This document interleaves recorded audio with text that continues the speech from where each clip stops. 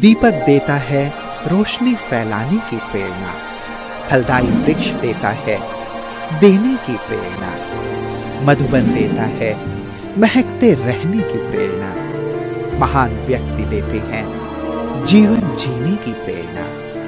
आओ प्रेरणा से दें हम सभी को प्रेरणा।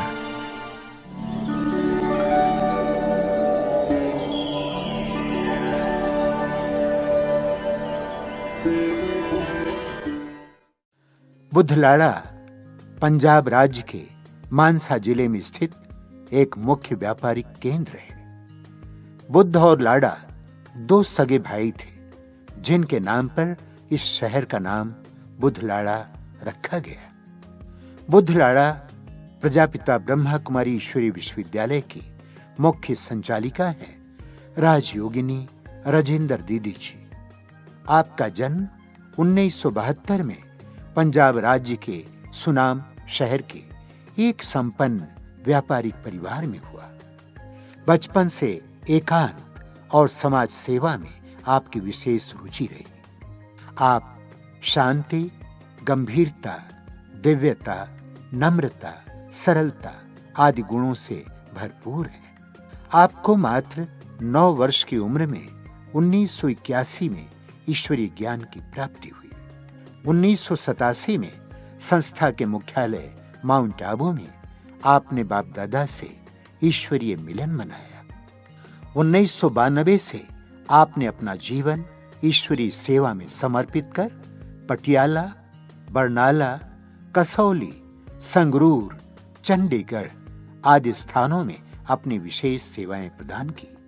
2011 से बुधलाड़ा में स्थायी रूप से आप अपनी सेवाएं प्रदान कर रही हैं। वर्तमान समय दीदी जी के नेतृत्व में 200 से अधिक विद्यार्थी परमात्म ज्ञान से भरपूर होकर जीवन जीने की कला सीख रहे हैं।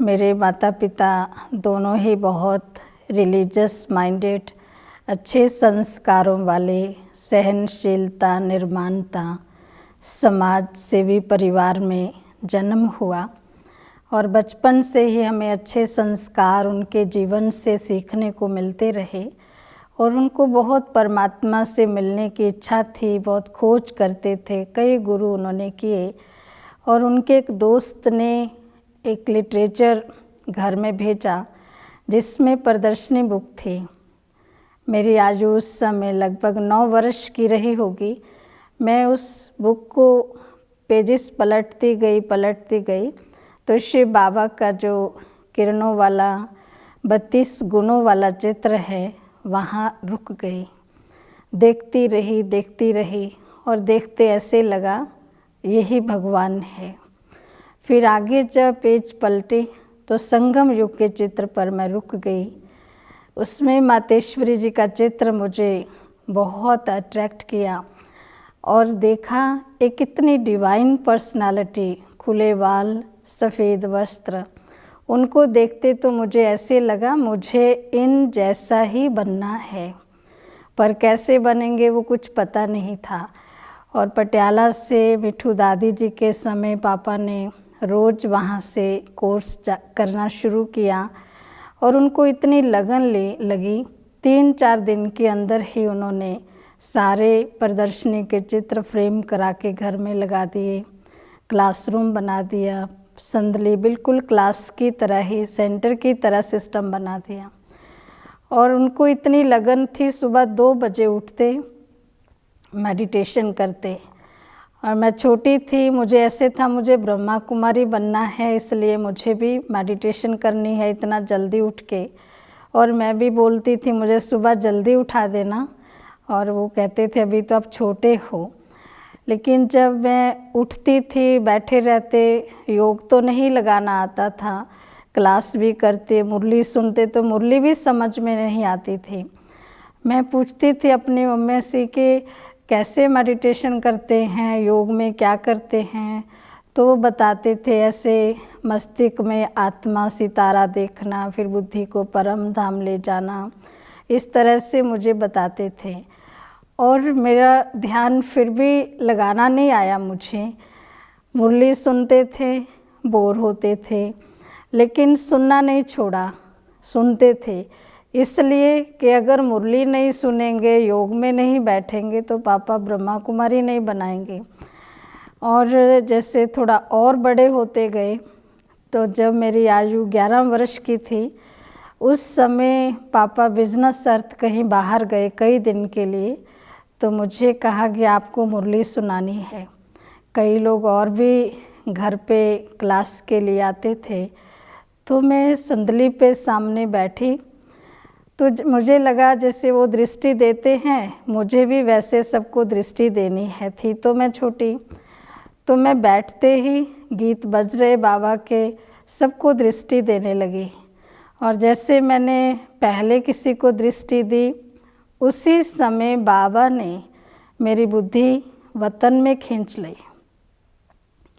वो मेरा फर्स्ट एक्सपीरियंस था, जैसे बॉडी से बिल्कुल डिटैच, मुझे कोई भान नहीं इस दुनिया का, और आंखों से आंसू बह रहे हैं, बहुत एकाग्र मन, और परम धाम की छवि वो निरंतर है।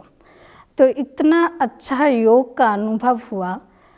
और जब सफ़ेद लाइट हुई, 15 मिनट तक सब इंतज़ार कर रहे थे कि ये बच्ची मुरली कब शुरू करेगी, मुझे देख रहे थे, लेकिन मैं तो वतन की उस अनुभूति में पूरी तरह से डूबी हुई थी। तो आखिर 15 मिनट हो गए, सफ़ेद लाइट हुए, धीरे धीरे मैं आवाज़ में आई, मुरली शुरू की। फर्स्ट टाइम जब मैंने मुरली सुनाई, सबको इतना अच्छा लगा, मुझे सब कहने लगे आप तो शीलू दीदी की तरह सुनाते हो, आप बहुत आगे जाओगे, ऐसे ऐसे मुझे सभी ने बोला। तब मेरा मुरली सुनाने का पार्ट खुल गया। और मैंने अपने पापा से सुना, किसी को सुना रहे थे कि जो ब्रह्मा बाबा की लाइफ हिस्ट्री है, इसको पढ़ोगे तो जीवन बदल जाता है, ये पढ़ के देखिए, बहुत अच्छी है। और मैंने भी उसी दिन से उस किताब को पढ़ना शुरू किया। मैं स्कूल में भी ले जाती थी, सब बच्चे मुझे देखते थे, ये किसी से भी बोलती नहीं थी, मैं बोलती नहीं थी, और अलग से बैठ के बाबा की लाइफ हिस्ट्री वाली किताब मैंने पढ़नी शुरू की। उसमें बहुत ऐसी दादियों की जीवन कहानी, उनके अनुभव और उनकी धारणाएं जो थी, वो मैं पढ़ती तो जो बाल मन होता है उसमें वो प्रिंट होता जाता है। ठीक ऐसा ही मेरे जीवन में हुआ। कहीं मैंने पढ़ा, मम्मा का, दादियों का, हाँ जी का पाठ बहुत पक्का था, और मैं पढ़ती जाती तो मैं सोचती थी मैं भी हाँ जी का ही पाठ पक्का रखूँगी लाइफ में। फिर कभी सुनते थे दादी ऐसी जगह रही जहाँ छत नहीं थी, तो मुझे लगता था हाँ मैं भी ऐसी जगह रहूँगी, और कोई भी सेवा कार्य के लिए ना नहीं करूँगी। इस तरह से मेरी जीवन की ये नींव बहुत मजबूत होती रही। एक बार पटियाला से एक अंकल हमारे घर क्लास कराने आते थे, तो जब मैं बहुत छोटी थी उन्होंने मुझे कहा बेटे बड़े होके क्या बनोगे, तो मैंने बोला मैं आदर्श ब्रह्मा कुमारी बनूंगी। तो उन्होंने कहा वो क्या होता है, तो मैंने मुस्कुरा दिया। मैं बहुत शाई नेचर की थी, कम बोलती थी, और जैसे मैं आगे बढ़ती गई, बड़ी होती गई, तो मैंने लौकिक और अलौकिक पढ़ाई का बहुत बैलेंस रखा, और बहुत एकांत प्रिय स्वभाव मेरा था। मैं कभी भी अपने छोटे भाई बहनों के साथ भी ज़्यादा मिक्सअप नहीं होती थी, उनके साथ ज़्यादा खेलती नहीं थी, और अपना पढ़ते रहना या फिर मदद करना, इस तरह से मेरा जीवन आगे बढ़ता गया। और एक चीज़ मुझे होती थी, मेरी ज़िंदगी में कोई ऐसा दिन नहीं आए जो मुझे कोई समझाए या मुझे कभी डांट पड़े। मुझे इतना एक्यूरेट चलना है, इतना ठीक चलना है, तो ऐसा ही जीवन मेरा लौकिक में रहा। मुझे टीचर्स का, पेरेंट्स का, नेबर्स का, सभी लोग कहते थे बच्चे बहुत अच्छे हैं। तो ऐसी एक छाप हर एक के मन पर, दिल पर हमारे द्वारा पड़ती थी। मधुबन जब फर्स्ट टाइम जाना हुआ तो मुझे ये बहुत रहता था कि ट्रेन में बैठने से लेकर के हमारा जो जीवन है वो कैसे दूसरों के लिए प्रेरणादायी होना चाहिए। तो मुझे बहुत कम खाना, कम बोलना, कम घूमना फिरना, मैं चुपचाप बैठी रहती थी। लेकिन जब फर्स्ट टाइम हम मधुबन की धरनी पर पहुँचे तो मुझे ऐसे लगा जैसे ये सब कुछ मैंने पहले देखा हुआ है। और जब बाबा रूम में गए, बाबा रूम में जाकर के एकदम ऐसे लगा जैसे बाबा चित्र से बाहर आ गए। और मैंने बैठे रहे, देखते रहे। मैंने बाबा से कहा, बाबा मैं आपसे शक्ति का अनुभव तो बहुत करती हूँ, पर जो और भाई बहनें कहते हैं हमें बाबा से प्यार का अनुभव होता है, बाबा मुझे ना कभी भी प्यार का अनुभव नहीं हुआ। और मैंने इतना ही मन में संकल्प बाबा के आगे रखा और मैं एकाग्र होके बैठ गई। बाबा आज मुझे प्यार का अनुभव करना है। और मैं नीचे बैठी हुई थी, मेरा एक हाथ उठा और धीरे धीरे अपने सिर के ऊपर गया और आँखों से अश्रुधारा बह उठी। और मुझे बहुत हैरानी हुई। एक पल के लिए वो ऐसे लगा जैसे वो हाथ बाबा ने आकर के रखा है। कहा कि बच्चे मैं आपको बहुत प्यार देता हूँ। तो वो मेरा पहला अनुभव बाबा के प्यार के साथ का उस दिन का था। और मैं एक बात और अपने पापा से ही सीखी थी जो पहली बार गई। तो बात कर रहे थे, कई लोग जाते हैं इधर उधर घूमते रहते हैं, इतने ऊंचे स्थान की वैल्यू होनी चाहिए, मैं तो योग में बैठा रहता हूँ। तो यही बात मैंने उनके अपने कानों से जब सुनी, मैं भी मधुबन जाके बाबा रूम में बैठी, फिर कुटिया में गई, फिर बाबा रूम में। तो मैं भी कहीं उठ कर के बाहर घूमने नहीं गई। तो मुझे बहुत अच्छा अनुभव हुआ। सभी भाई बहनें भी बहुत हैरान हुए कि ये इतनी छोटी है और सारा समय यहीं बैठी रहती है। तो वो दिन मुझे आज भी याद आते हैं कि इतना लंबा समय हम बैठ कर के वो अनुभूति बाबा के कमरे में जो समय प्राप्त की, वही शक्तियाँ आज भी काम कर रही हैं। और कुछ सालों के बाद एक बाबा की मुरली चली थी, बाबा के स्नेह का रिटर्न है स्वयं को टर्न करना। ये वाली लाइन आज भी मेरे दिल में छपी हुई है। और कोई भी सिचुएशन है, किसी का स्वभाव कैसा है, मुझे मोल्ड होने में, झुकने में कभी कोई प्रॉब्लम नहीं आती। ये मुझे हमेशा याद रहता है कि बाबा के स्नेह का रिटर्न करना है तो मुझे स्वयं को टर्न करना है, झुकना है, मोल्ड होना है। और बाबा को मुझे अपने कर्म से प्रत्यक्ष करना है। जैसे बाबा के साक्षात्कार होते हैं, तो बहुत बार योग में भी इस तरह से अनुभव होता है कि बाबा हम भी आपकी तरह जल्दी साक्षात्कार मूर्त बन जाएं और जल्दी आपकी प्रत्यक्षता हो और आपका कार्य संपन्न हो।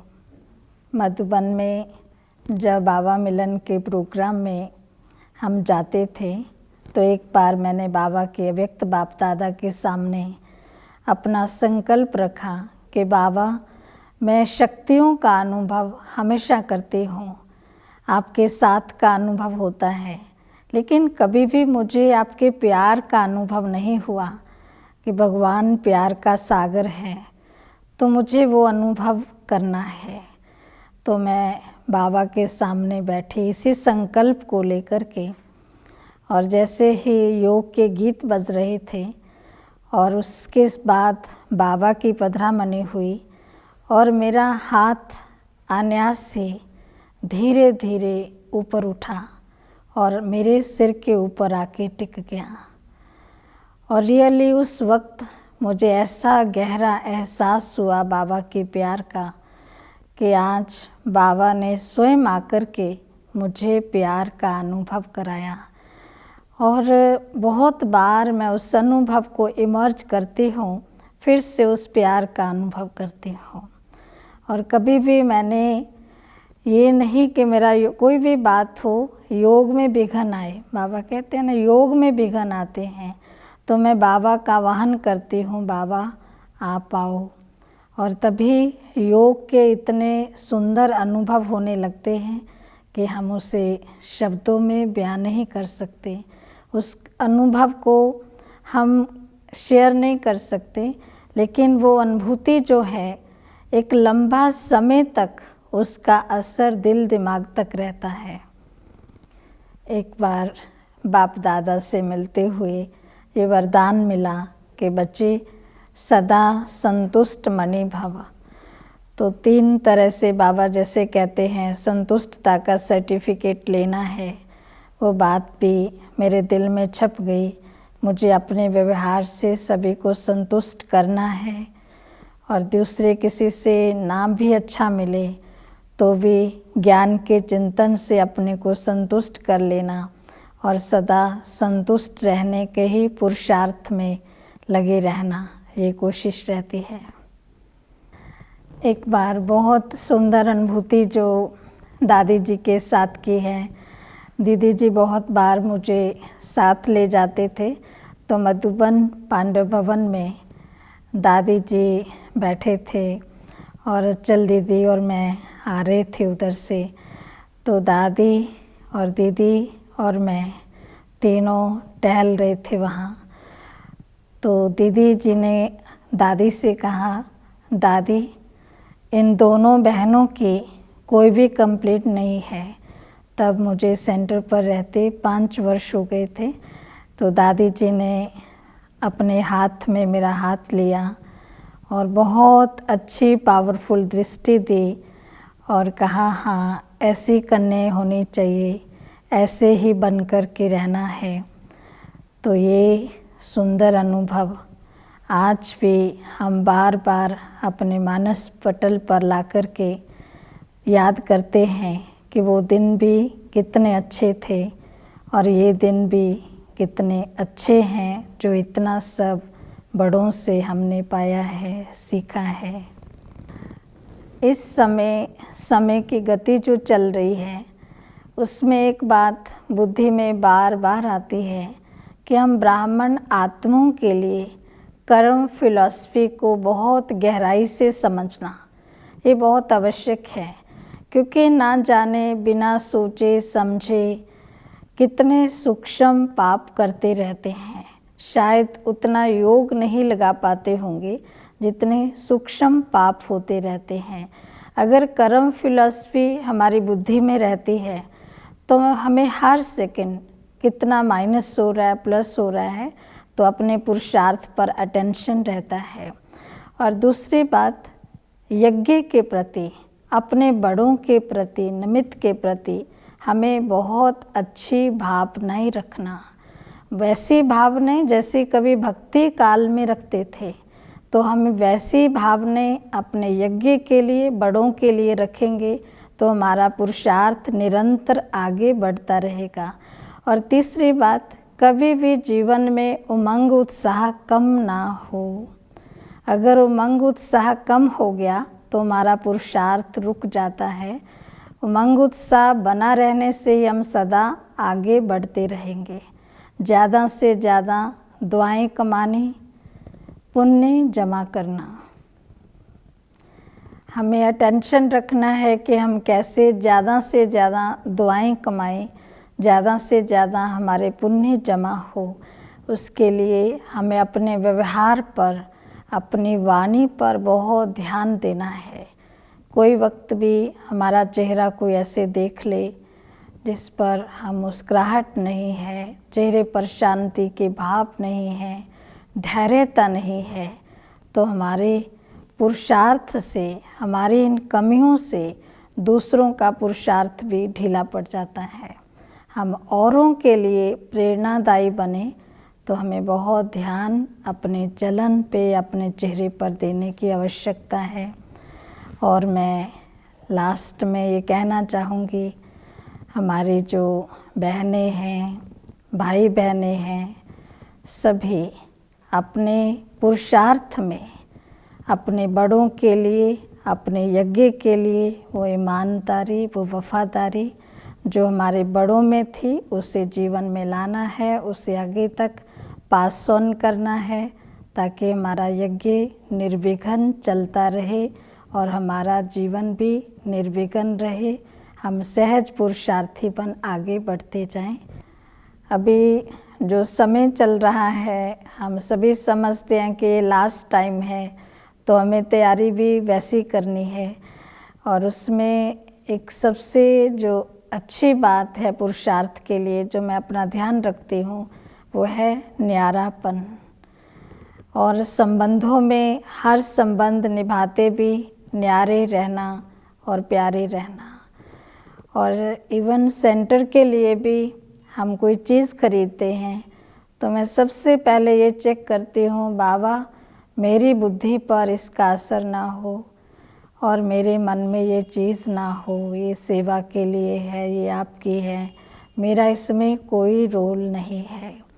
तो मैं पहले ये ध्यान रखती हूँ कहीं भी मेरा मन बुद्धि अटके नहीं। और उपराम अवस्था में जब हम रहते हैं तो योग में उसका बहुत सुंदर अनुभव होता है।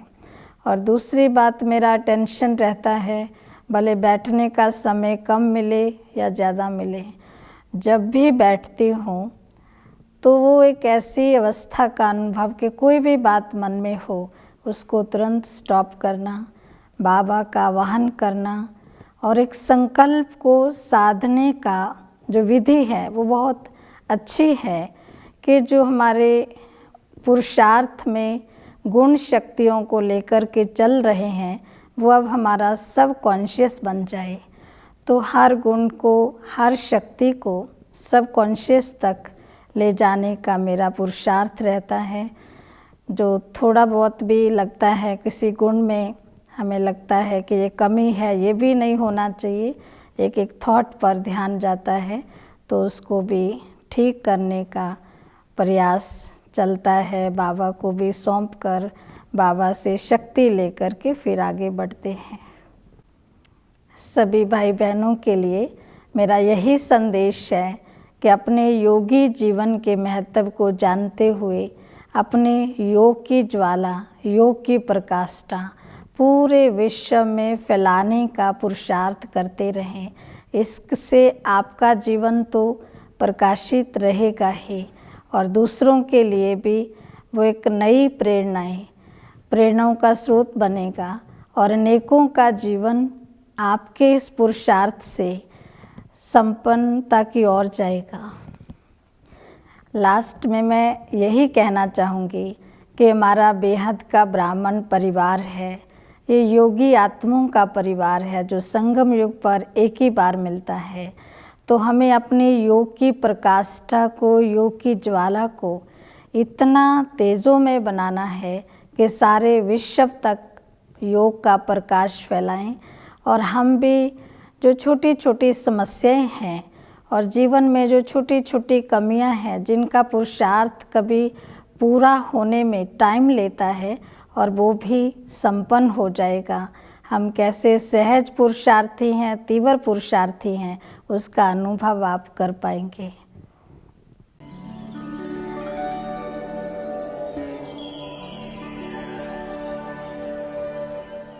दीदी की विशेषता है वो है एक्यूरेसी की। जो भी हमें सेवा पे कहीं जाना होता है, कोई भी सेवा सेंटर पे होती है, दीदी एकदम अपने टाइम पर तैयार रहते हैं। दूसरा, दीदी जी इतना नम्रचित्त हैं कि हमें उनके साथ रहते रहते हमें भी अपने अंदर ये लगता है कि हमें दीदी से बहुत प्रेरणा मिलती है कि दीदी कितना नम्रचित्त रहते हैं।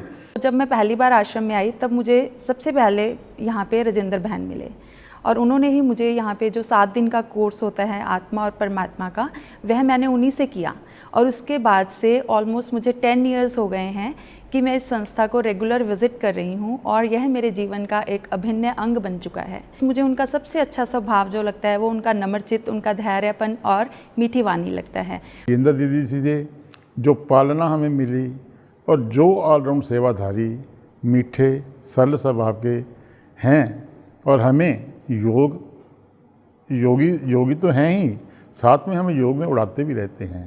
इतनी योग की इतनी पावर है, जो भी हम जब योग में बैठते हैं तो 1 सेकंड में बाबा के साथ योग हमारा लग भी जाता है।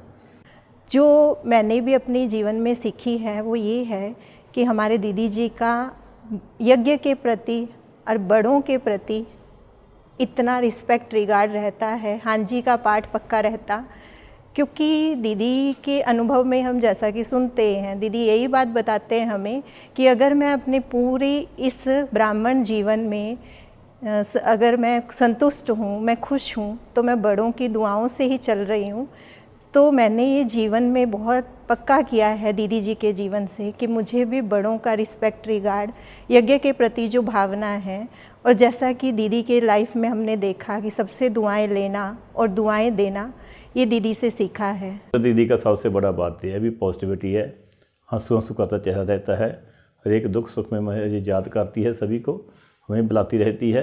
और ऐसा हमें कोई व्यवहार, मैं तो बोलता रहता हूँ भी ऐसा मत समझिए कि मैं MLA हूँ, आपका बड़ा भाई हूँ और बड़े भाई के तरह ये हमारे सभी डील करती है। और सबसे बड़ा बात यह है जहाँ पर आकर नेगेटिविटी नहीं फैलती है। जहाँ पर आके हम जैसे आदमी जो पॉलिटिकल लोग हैं, हर वक्त लोगों के साथ रहते हैं, काम बहुत, प्रेशर बहुत है, जहाँ पर हम आके थोड़ा प्रेशर हमारा डाउन हो जाता है। दीदी के गुणों ने प्रभावित किया वो था सहनशीलता, निर्माणता और इनकी संकल्पों की शक्ति। लाइफ में कभी भी मुझे कोई प्रॉब्लम होती थी तो मैं दीदी से डिस्कस करता था। तो मेरा ये पर्सनल एक्सपीरियंस है, जैसे दीदी से गाइडलाइन ली जाती थी उस गाइडलाइन के अकॉर्डिंगली चलते हुए वो कार्य जरूर पूरा होता था।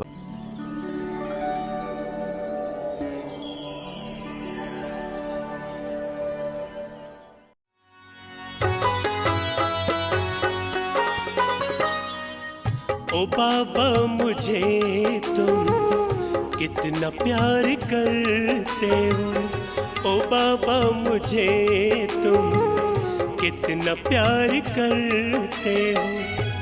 कल्प से बिछड़े बाबा आकर के मिलते हो, ओ बाबा मुझे तुम कितना प्यार करते हो, ओ बाबा मुझे तुम कितना प्यार करते हो।